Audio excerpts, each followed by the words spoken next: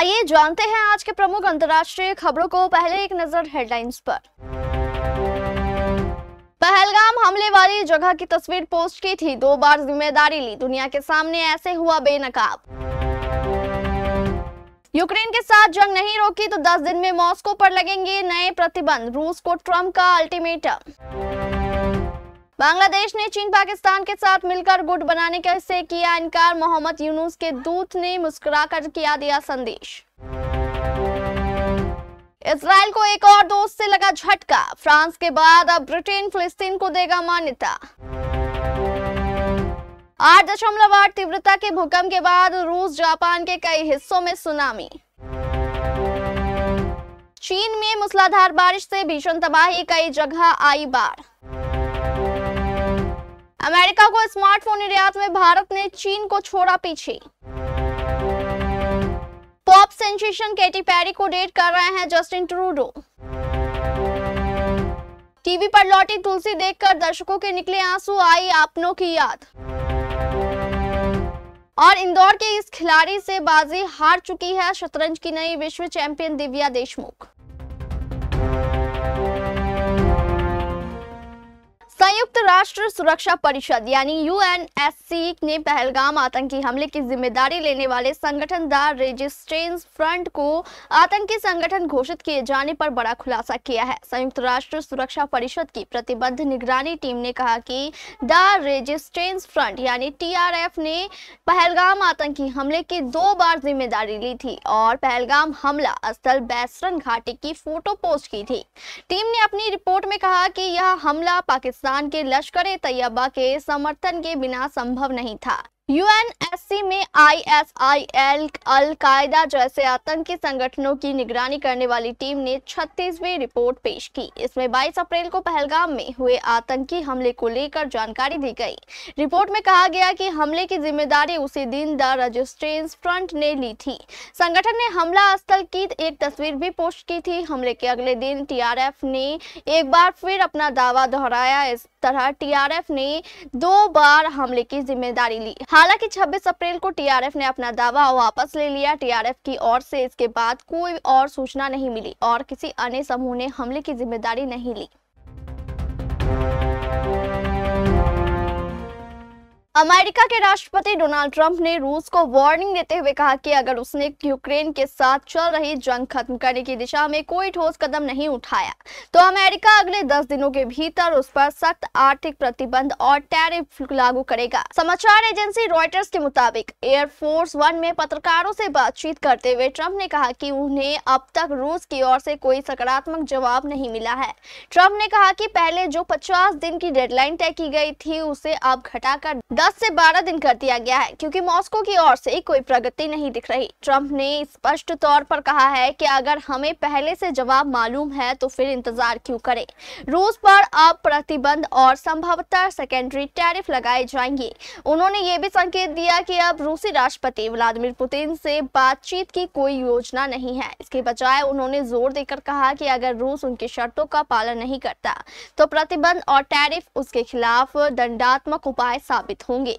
वैश्विक तेल बाजार पर असर की चिंता को भी ट्रंप ने खारिज करते हुए कहा कि अमेरिका की घरेलू तेल उत्पादन क्षमता किसी भी तरह की आर्थिक चुनौती का सामना करने में सक्षम है। इस बीच यूक्रेन के राष्ट्रपति जेलेंस्की ने ट्रंप की इस सख्त चेतावनी का स्वागत किया। उन्होंने सोशल मीडिया प्लेटफॉर्म एक्स पर लिखा कि अमेरिकी राष्ट्रपति ट्रंप द्वारा किए गए स्पष्ट और निर्णायक रुख के लिए धन्यवाद। यह वह समय है जब दृढ़ता से चीजें बदल सकती है और शांति की ओर बढ़ा जा सकता है। जेलेंस्की ने कहा कि ट्रंप का ध्यान युद्ध को रोकने और जाने बचाने पर है जो इस वक्त बेहद जरूरी है।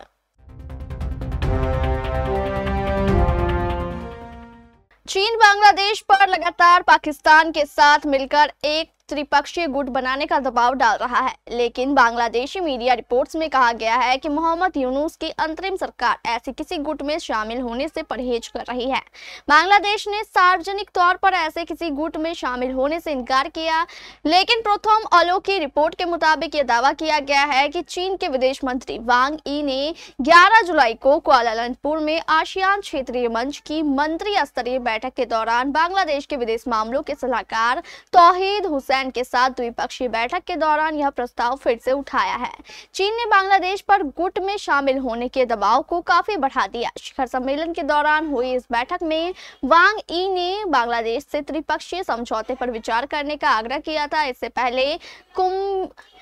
पहले कुनमिंग बैठक के दौरान भी चीन ने बांग्लादेश से त्रिपक्षीय गुट में शामिल होने का दबाव बनाया था, लेकिन बांग्लादेश हर बार सिर्फ इस मुद्दे पर सिर्फ मुस्कुराहट और चुप्पी के साथ अपनी प्रतिक्रिया देता है। प्रथम अलो ने अपनी रिपोर्ट में कहा कि वांग यी ने एक बार फिर सुझाव दिया कि बांग्लादेश इस पहल में सक्रिय भूमिका निभाए। हालांकि हुसैन ने चीनी विदेश मंत्री के इस बात पर कोई प्रतिबद्धता नहीं जताई। बांग्लादेशी अखबार ने बांग्लादेश के सीनियर डिप्लोमेटिक सूत्रों के हवाले से अपनी रिपोर्ट में कहा कि उन्होंने ध्यान से सुना और मुस्कुराए।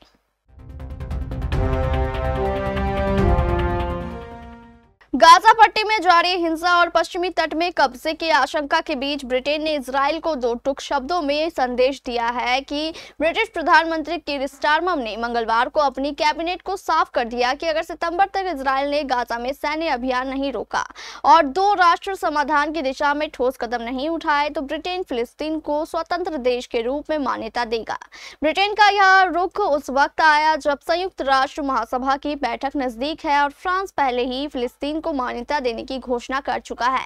प्रधानमंत्री स्टारमर ने कहा, अगर इजरायली सरकार गाजा में भीषण हालात खत्म नहीं करती, संघर्ष विराम नहीं होता, पश्चिमी तट में कब्जा रोकने की गारंटी नहीं देती और शांति प्रक्रिया की ओर स्पष्ट प्रतिबद्धता नहीं दिखाती, तो ब्रिटेन फिलिस्तीन को मान्यता देगा। ब्रिटेन की घोषणा इजराइल के लिए झटका है। इससे पहले फ्रांसीसी राष्ट्रपति एमेनुअल मैक्रों पहले ही ऐलान कर चुके हैं कि सितंबर में फ्रांस फिलिस्तीन को मान्यता देगा।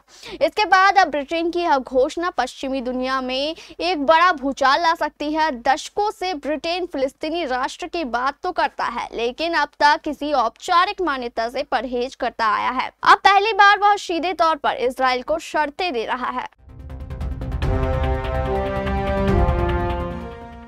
8.8 तीव्रता के भूकंप के बाद बुधवार तड़के रूस के कुरिल द्वीप समूह और जापान के बड़े उत्तरी द्वीप होक्काइडो के तटीय इलाकों में सुनामी आ गई। होनोलुलु में मंगलवार को सुनामी चेतावनी सायरन बजने लगे और लोगों को ऊंचे स्थानों पर जाने के लिए कहा गया। जापान मौसम विज्ञान एजेंसी ने बताया कि लगभग 30 सेंटीमीटर ऊंची पहली सुनामी का लहर होक्काइडो के पूर्वी तट पर नेमुरो पहुंची। स्थानीय गवर्नर वालेरी लिमारेन्को के मुताबिक पहली सुनामी लहर प्रशांत महासागर में रूस के कुरिल द्वीप समूह की मुख्य बस्ती सेवेरो कुरिल्स्क के तटीय क्षेत्र में पहुंची। आसपास रहने वाले लोग सुरक्षित हैं। दोबारा लहर आने का खतरा टलने तक वे ऊंचे स्थानों पर ही रहेंगे। प्रशांत सुनामी चेतावनी केंद्र ने बताया कि चिली, जापान, हवाई और सोलेमन द्वीप समूह के कुछ तटीय क्षेत्रों में ज्वार स्तर से 1 से 3 मीटर ऊंची लहरें उठ सकती है। रूस और इक्वाडोर के कुछ तटीय क्षेत्रों में 3 मीटर से ऊंची लहरें उठ सकती है। रूस की तास समाचार एजेंसी ने भूकंप के केंद्र के पास सबसे बड़े शहर प्रोडोपावलोस्क कामचत्की से खबर दी कि डरे सहमे लोग सड़कों पर निकल आए हैं। कई बिना जूतों या कपड़ों के सड़कों पर दिखाई दे रहे हैं। घरों के अंदर अलमारियां गिर गई, शीशे टूट गए, कारें सड़क पर क्षतिग्रस्त हो गई और इमारतें कांपती नजर आई। ताश ने कामचटका क्षेत्र की राजधानी में बिजली गुल होने और मोबाइल फोन सेवा ठप होने की खबर दी है। एक स्थानीय रूसी अधिकारी के हवाले से बताया गया है कि सखालिन द्वीप के निवासियों को निकाला जा रहा है और आपातकालीन सेवाएं पूरी तरह क्षमता से कम कर दी गई है।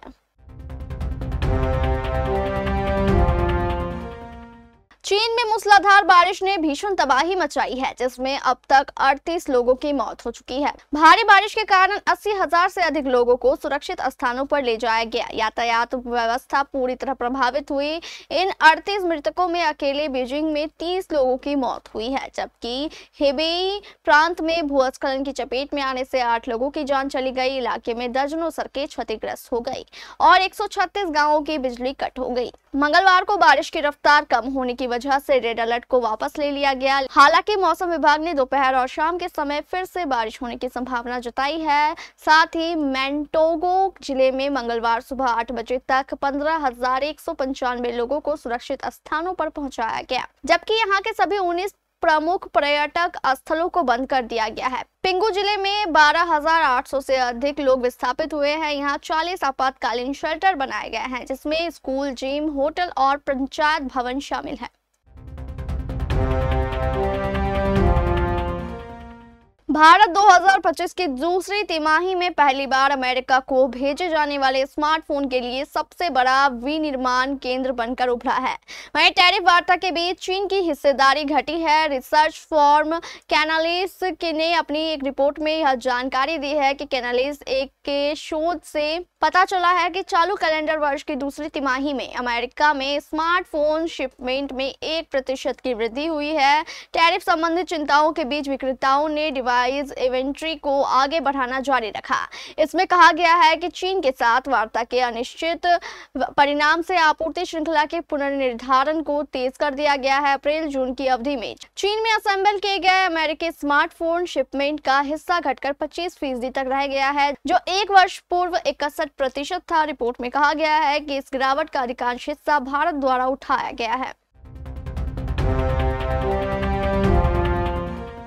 कनाडा के पूर्व प्रधानमंत्री जस्टिन ट्रूडो और global pop sensation Katy Perry को एक साथ डिनर का लुत्फ उठाते हुए देखा गया।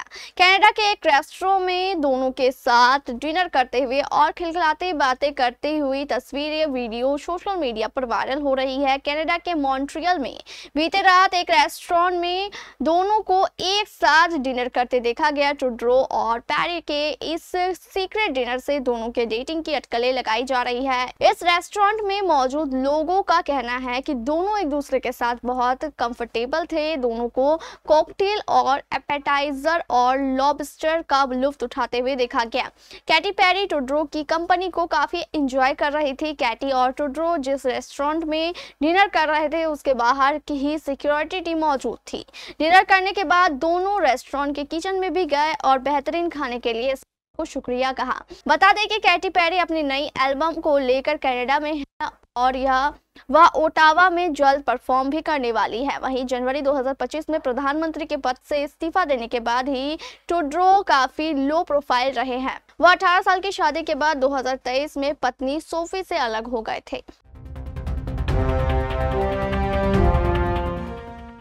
दर्शकों का सबसे फेवरेट शो क्योंकि सास भी कभी बहू थी अब छोटे पर्दे पर लौट आया है। साल 2000 में लॉन्च हुई स्मृति ईरानी स्टारर इस टीवी सीरियल ने उन दिनों टेलीविजन इंडस्ट्री संग ऑडियंस के दिलों में राज किया था। हालांकि अभी क्योंकि सास भी कभी बहू थी सीजन 2 के साथ तुलसी वीरानी की एंट्री एक बार फिर भारत के हर घर में हो गई है और दर्शक उन्हें और वीरानी परिवार को दोबारा देखकर इमोशनल हो गए। 29 जुलाई मंगलवार की रात 10:30 बजे क्योंकि सास भी कभी बहू थी 2 के पहले एपिसोड का प्रीमियर हुआ। इस एपिसोड को लाखों फैंस ने देखा और पुराने दिनों को याद किया। सोशल मीडिया पर शो क्योंकि सास भी कभी बहू थी 2 और तुलसी वीरानी ट्रेंड कर रहे हैं। यूजर्स के रिएक्शन इस पर देखने लायक हैं। कुछ ने अपने पेरेंट्स के साथ बैठकर इसे देखा तो कुछ ऐसे भी थे जिन्होंने अपने बड़े बुजुर्गों को याद किया जिसके साथ किसी जमाने में वह तुलसी और उसके परिवार की कहानी को देखा करते थे। तुलसी वीरानी का अपने परिवार से दर्शकों को मिलाने का अंदाज आज भी पसंद किया जाता है। रिश्तों के भी रूप बदलते हैं, नए नए सांचे में ढलते हैं। थीम सॉन्ग पर तुलसी का अपने घर पूरे घर में घूमते हुए एक एक सदस्य से दर्शकों को मिलाने का अंदाज एक बार फिर देखा गया। इस बार भी शो की शुरुआत उसी अंदाज में हुई जैसे 2000 के वक्त में हुआ करती थी। इसके बाद शुरू हुई वीरानी परिवार की कहानी। मध्य प्रदेश की एक लड़की ने 7 साल पहले नई विश्व शतरंज चैंपियन दिव्या देशमुख को हराया था। इंदौर की एक कुशल शतरंज खिलाड़ी नित्यता जैन ने थाईलैंड में 2018 एशियाई युवा चैंपियनशिप में मौजूदा चैंपियंस दिव्या के खिलाफ एक उल्लेखनीय जीत हासिल की थी। नित्या ने अंडर 14 एशियाई युवा चैंपियनशिप में कांस्य पदक जीता। एक रिपोर्ट के मुताबिक इंदौर में बीटेक अंतिम की छात्रा महिला FIDE मास्टर नित्यता ने बताया कि दिव्या एक बेहतरीन खिलाड़ी है, वह हमारे देश का गौरव है। विश्व खिताब जीतकर वह अपनी सभी महत्वाकांक्षाओं युवा लड़कियों के लिए प्रेरणा बन गई है।